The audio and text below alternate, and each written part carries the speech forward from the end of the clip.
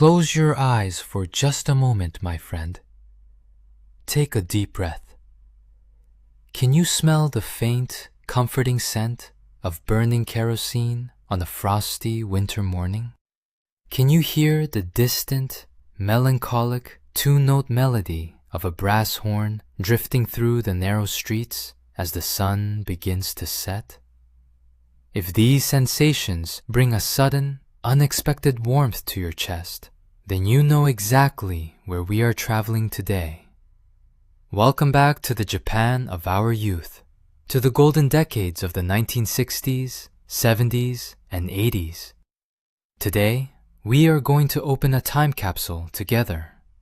We will explore 20 beautiful, everyday rituals that defined our lives back then.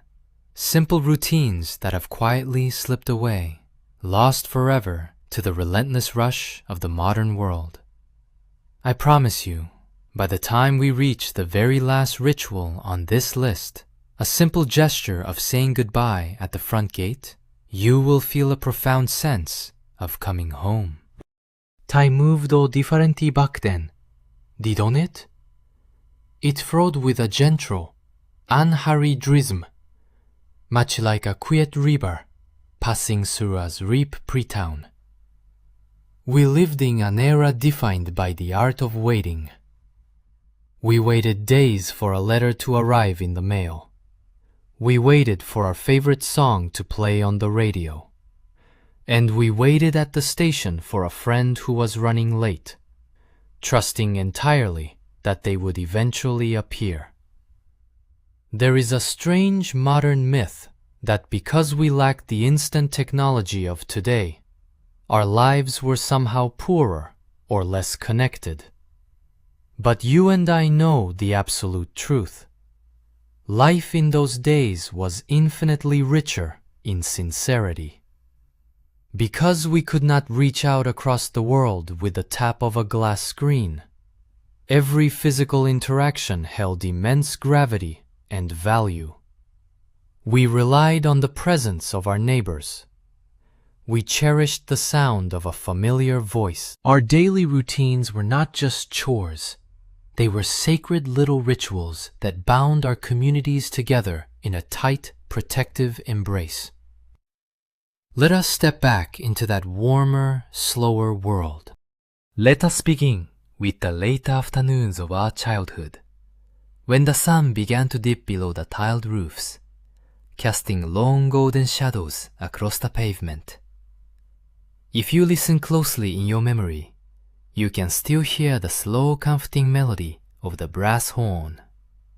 It was the local tofu vendor, pedaling his bicycle or slowly pushing his small wooden cart through the neighborhood. This was never just a simple financial transaction. It was a deeply ingrained daily ritual of connection. Your mother would hand you a ceramic bowl and a few coins, and you would run out the front door, eager to catch him before he turned the corner. The vendor always greeted you with a warm, familiar smile, his hands moving with incredible, practiced grace. You would watch in quiet fascination as he lifted the heavy wooden lid of his vat. The smell of cold, fresh water and earthy soybeans filled the air. With a large, sharp knife, he would slice a perfect white block of tofu while it was still submerged, never once breaking its delicate form. He would gently place the block into your waiting bowl. In those brief moments, there were questions about your family, comments on the changing season, and a genuine sense of looking out for one another. It was a beautiful, unhurried exchange that grounded us in our community, a feeling entirely lost in the cold, fluorescent aisles of modern supermarkets. Now, let us remember the emotional weight of the bright red public telephones. They stood on street corners and outside small tobacco shops, sturdy and completely unforgiving. To make a call in the 1970s was a physical, almost theatrical event. You would step into the booth, often greeted by the lingering scent of stale cigarette smoke and old paper directories. You hold a heavy stack of koppaten yen coins in your palm, feeling the coral metal against your skin. That will begin with the mechanical, satisfying sound of the rotary dial spinning and clicking back into place. Then came the heart-pounding drop of the coin. Clunk. The connection was made. If you were calling a sweetheart, your heart would race, hoping their stern father would not be the one to answer the receiver. As you spoke, you constantly watched the red light, listening for that terrifying warning beep that told you your time was running out. You frantically fed more coins into the slot to keep the precious conversation alive. We memorized the phone numbers of everyone we loved, carrying them in our minds like secret codes. Communication was a tangible, heavy thing that required effort, money, and courage, making every spoken word infinitely more valuable than a fleeting modern text message. Think back to the humidity. Early mornings of your summer vacations. Right around 6:30. Long before the heat of the day set in. The neighborhood. Children would gather at the local shrine or a small dirt park. The cicadas were just beginning their rhythmic hum in the tall trees. This was the ritual of the morning radio calisthenics. A local elder or older student would place a heavy silver transistor radio on a wooden stool, tuning it carefully to the national broadcasting station. When that familiar, upbeat piano melody began to play through the static, those of us move in unison, stretching our sleepy arms towards the pale blue sky. We breathed in the crisp, damp morning dew. But the true prize of this ritual was not the exercise itself. It was the small cardboard attendance card hanging from a string around your neck. After the routine, you would line up to receive a red ink stamp on your card. Watching those stamps fill up the empty squares gave us an incredible sense of accomplishment. It was a daily gathering that meant you knew every single child in your area by name, and the adults watched over all of us as if we were one giant extended family. As the seasons turned and the bitter winter cold crept into our bones, our neighborhoods were graced by another unforgettable arrival. Imagine the pitch-black evenings, the freezing winds stinging your cheeks, and then the sound. The long, haunting, rising and falling whistle of the sweet potato vendor's cart. The melancholy chant of his voice echoing off the closed shutters of the houses. You could smell the sweet, caramelizing sugar and the thick wood smoke long before you could see his cart glowing in the dark. Wrapped in a heavy coat thrown hastily over your pajamas, you would rush out into the freezing night street. The vendor, his face glowing in the warm light of the small stone oven, would carefully select a piping hot sweet potato and wrap it in a piece of old newspaper. The immense warmth of that bundle radiated through the paper, instantly thawing your freezing fingers. You would break the potato in half, the thick steam billowing up into the cold night sky, revealing the golden, incredibly sweet flesh inside. Sharing that profound warmth with a sibling or a friend under the winter stars was a small, quiet miracle that turned the harshest season into something deeply comforting. Let us journey now to the heart of the community, the local public bathhouse. In a time when many homes did not yet have their own baths, going to the sento was an essential nightly ritual. Pushing through the split curtain at the entrance, you were hit by the overwhelming humidity and the deeply nostalgic scent of milkweed, soap and damp cypress wood. You paid the attendant sitting high in the wooden booth and placed your clothes in a locker, taking the smooth wooden tag. Inside the bathing room, the high ceilings echoed with a chaotic, joyful symphony of splashing water, plastic basins hitting the tile floor, and the loud chatter of neighbors. You would sit on a tiny wooden stool, rigorously scrubbing your back, and sometimes a friendly neighbor would offer to scrub the spots you could not reach. We sat shoulder to shoulder in the deep, hot water, gazing at the majestic mural of Mount Fuji painted on the back wall. But the ritual was never truly complete until you stepped out into the changing room, face flushed and warm. You would buy a glass bottle of freezing cold fruit milk, pop the paperui dove with a smart needle, and drink it down with 100's tangfim on your hip. Walking in home in the cool night air, your body radiating heat, you felt entirely clean and connected to everyone around you. Do you remember the chaotic, rhythmic music of the morning train commute? Long before the era of silent, glowing plastic cards and automated electronic gates, passing through the station was an intensely human experience. You held a tiny, stiff, cardboard ticket in your hand. Standing in the wooden ticket booth was the station attendant, dressed in a crisp, immaculate uniform, wearing white gloves. As the sea of commuters rushed past, he performed a miraculous feat of dexterity.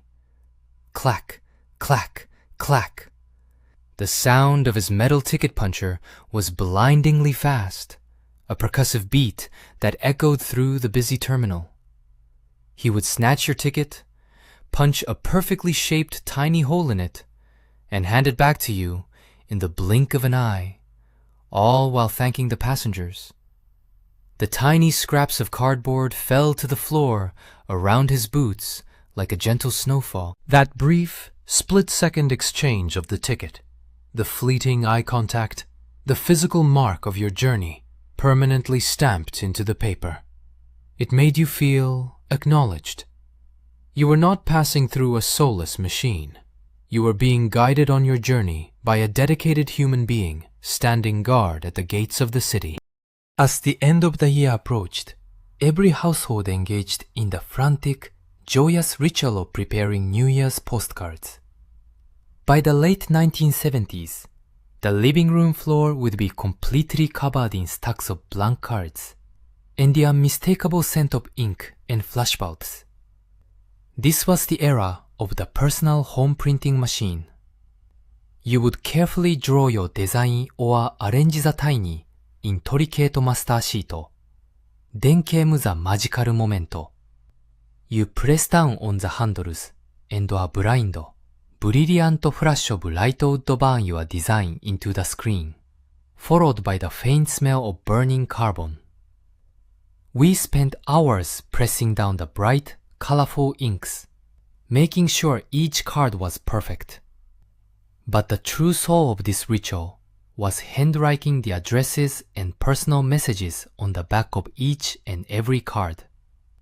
Your hands would cramp, but you thought deeply about each friend, relative, and teacher as you wrote their name. On the morning of January 1st, the reward arrived in a chic band, tied with a rubber band, delivered by the postman.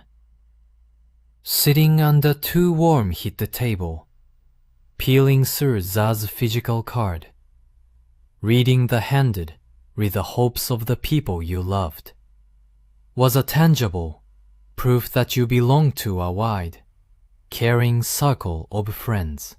There was a special kind of magic reserved for long journeys on the express trains, a ritual that made the travel just as memorable as the destination itself.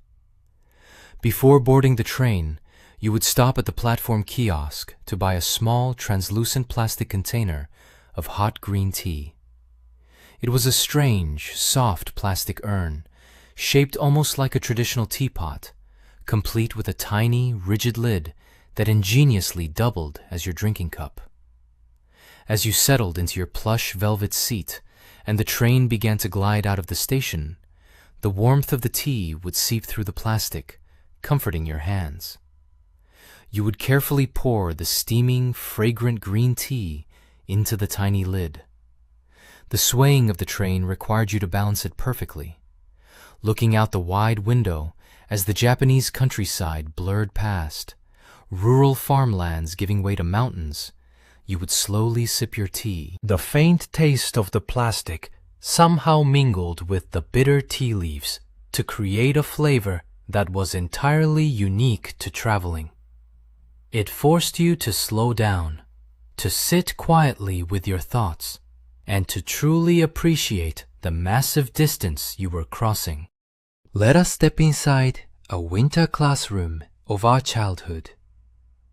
The morning air was bitterly cold, and our breath plumed in white clouds as we took our seats. But in the center of the wooden floor stood the savior of the season, the large cylindrical kerosene heater. The moment the teacher lit it, a distinct, heavy scent of burning kerosene filled the room, a smell that instantly meant comfort and safety. The metal coils would slowly glow a fierce, brilliant red. The teacher would always place a massive, dented aluminum kettle on top of the flat grate to keep the dry winter air humidified. The soft, rhythmic hissing of the boiling water was the constant soundtrack to our winter studies. During recess, we would all rush from our desks, crowding as closely as we dared around the metal cage of the heater. We held our stiff, freezing hands out toward the glowing warmth, laughing and whispering with our classmates. The heater was not just a source of warmth. It was the beating heart of the classroom, a magnetic force that brought all of us together in a tight, shivering circle of friendship. When the house finally went quiet and the lights were turned off, a secret, deeply personal world opened up for the youth of our generation. Lying in bed in the absolute dark, you would pull your small transistor radio close to your pillow. You carefully turned the glowing analog dial, listening to the hissing static until a clear, familiar voice broke through the silence. This was the golden age of late-night radio broadcasts. The disc jockeys spoke in soft, intimate tones, making it feel as though they were sitting right there on the edge of your bed, talking only to you. You would listen to the latest hit songs, but more importantly, you listened to the letters from other teenagers across the country, sharing their struggles, their unrequited loves, and their quiet fears. We would spend hours writing our own postcards to the station, pouring our hearts out, desperately hoping our name would be read aloud on the air. In that lonely darkness, the radio was a glowing lifeline. It made us realize that out there, under the same night sky, millions of other sleepless souls were feeling exactly the same way we were. There is a sound from the very early mornings that has almost entirely vanished from the world. Long before the sun came up, while the neighborhood was still wrapped in deep sleep, you could hear the quiet footsteps of the delivery man and the distinct musical clinking of heavy glass. It was the daily milk delivery. Outside your front door, mounted on the wall, was a small, weathered wooden box. The delivery person would seamlessly swap the empty bottles for fresh, freezing cold ones, the glass heavy with condensation. When you woke up and opened the box, the chilled air would greet your hands. The bottles were sealed with a thick paper cap, and you had to use a special little plastic needle to pierce and pry it off. The absolute best part of this ritual was the very first sip. Because the milk was entirely natural, a thick, rich layer of heavy cream would gather at the top of the bottleneck. That first taste was incredibly sweet and luxurious. It was a silent, beautiful pact of trust between your family and the delivery person. A quiet care package left at your door every single morning without fail. If you loved music in the 1970s and 80s, you know the intense, nerve-wracking dedication required to create a cassette mixtape. You could not simply search for a song and download it. You had to hunt for it. You would sit crossed legs in front of the heavy stereo system, a Branca Stereotape radio, 2 fingers hovering nervously over the record and play buttons. You listened to the radio for hours, waiting for the announcer to introduce your favorite track. The moment the music started, you slammed both buttons down simultaneously. You would hold your breath, praying that your mother wouldn't call your name from the kitchen and ruin the recording. The greatest frustration was when the radio host decided to talk right over the fading outro of the song. But when you finally compiled a full tape of perfect hits, the ritual continued. You would take out your finest colored pens and meticulously write the track list on the small cardboard insert, decorating it with tremendous care. Handing that physical tape to a friend or a crush was like handing over a piece of your very soul. It was a labor of intense love and patience. On early weekend mornings, the neighborhood would awaken to a very specific, rhythmic scratching sound. It was the sound of stiff bamboo brooms sweeping against the rough asphalt. This was the communal street cleaning, a deeply ingrained civic duty that everyone participated in without complaint. You would step out of your front gate in your casual clothes, clutching your long wooden broom. Up and down the street, your neighbors were doing the exact same thing. Someone would be walking with a plastic bucket, gently splashing water onto the dry road to keep the dust from rising into the air. As you swept the fallen leaves and dirt into neat little piles, a chorus of polite, cheerful morning greetings echoed down the street. You checked in on the elderly woman living next door.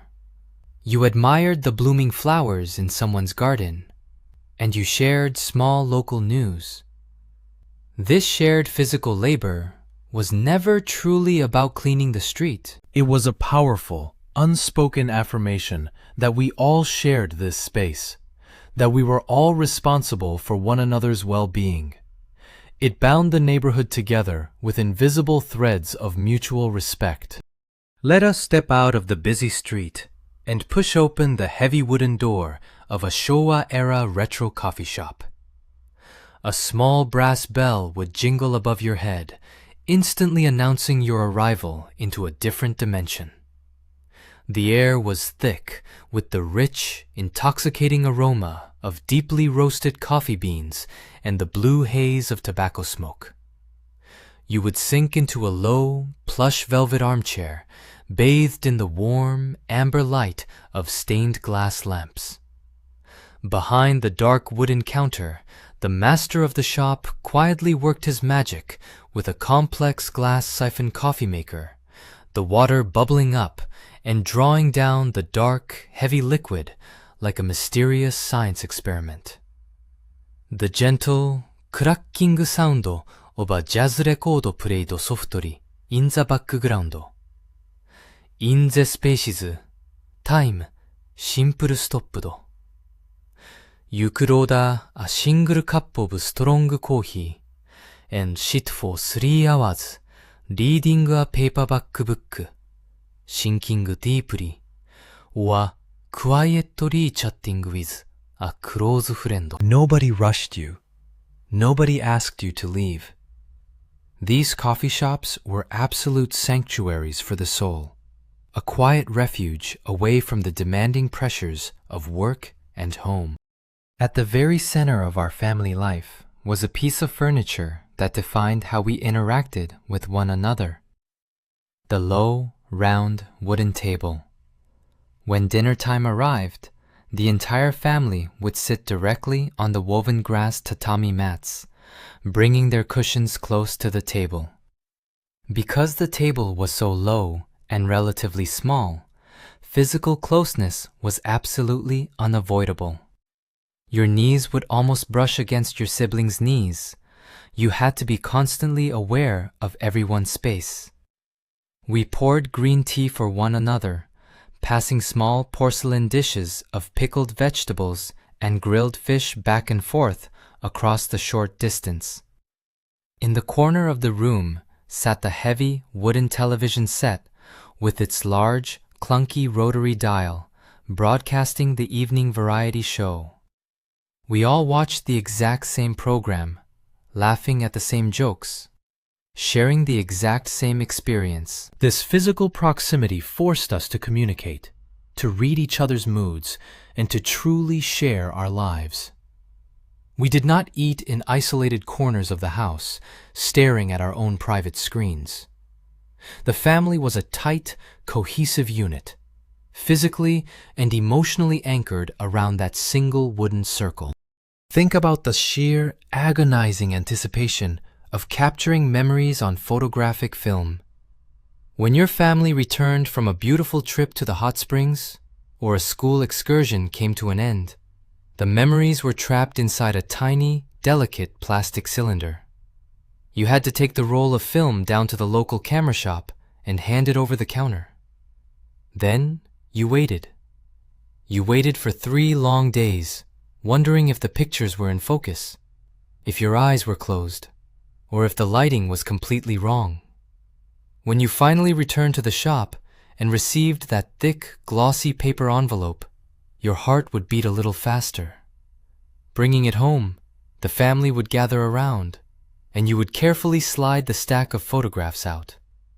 You passed them around the room, one by one.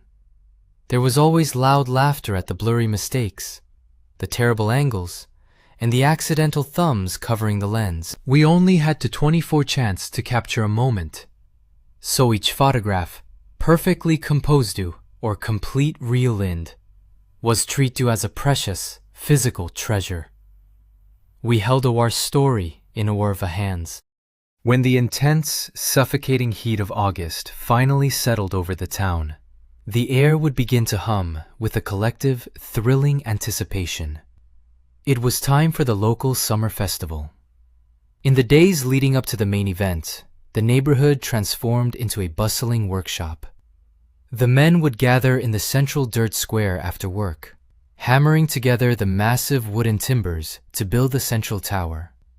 From the distance, you could hear the deep, echoing booms of the children practicing the heavy taiko drums in the humid evening air.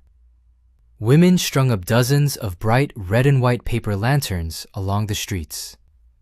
On the night of the festival, the air was entirely saturated with the smell of fried noodles, sweet cotton candy, and the smoke from grilled chicken skewers. Everyone, from the youngest toddler to the oldest grandparent, wore their thin cotton kimonos, dancing in a slow, hypnotic circle around the wooden tower to the sound of the wooden flutes.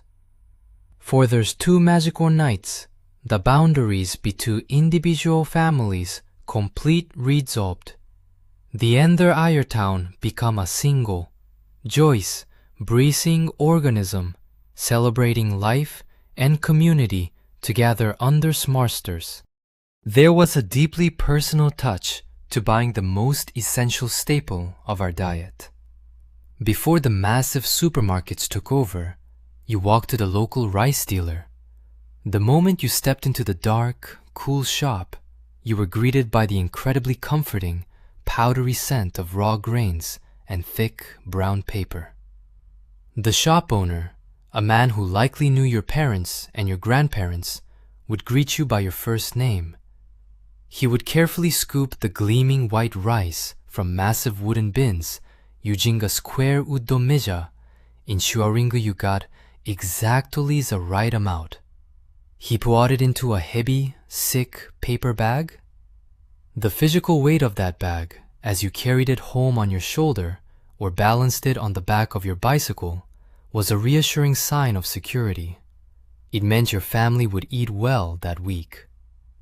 The rice dealer knew exactly which region's harvest your family preferred. He asked about your grades in school and how your mother's health was doing.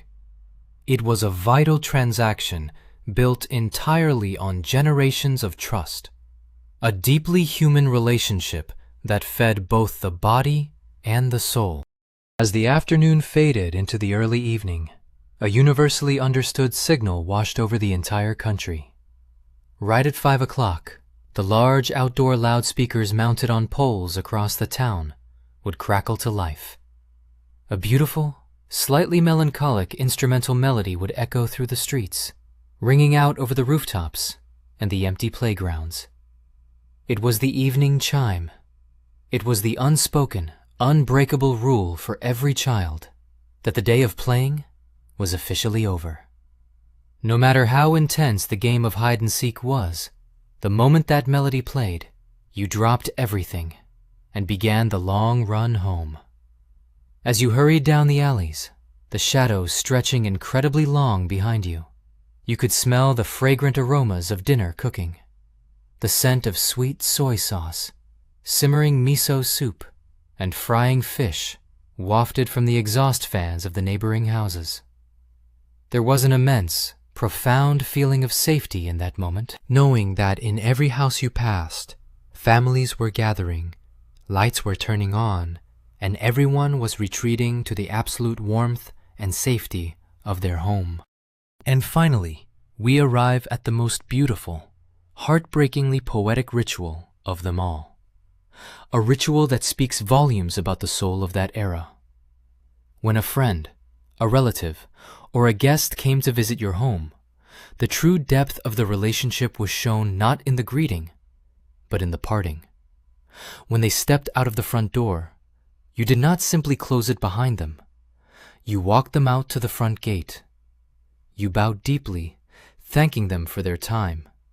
And then, as they began to walk down the narrow street, you stood perfectly still. You watched their back as they moved further and further away. You would wave your hand gently. You did not turn your back. You did not go back inside the warm house. You stood there, braving the cold or the heat, until they turned the corner and completely vanished from your sight. Only when they were truly gone did you finally turn around. It was a profound, silent sign of respect. It was a physical manifestation of love, an acknowledgement that every meeting is a precious gift, and that we must honor the departure of those we care for until the very last possible second. My dear friend, as we open our eyes and return to the fast-paced, glowing screens of today, we must realize a profound truth. We are not truly mourning the loss of the heavy rotary telephone, the glass milk bottles, or the old wooden brooms. What we are desperately missing is the quiet, beautiful spaces those things created in our lives. We miss the absolute slowness of time.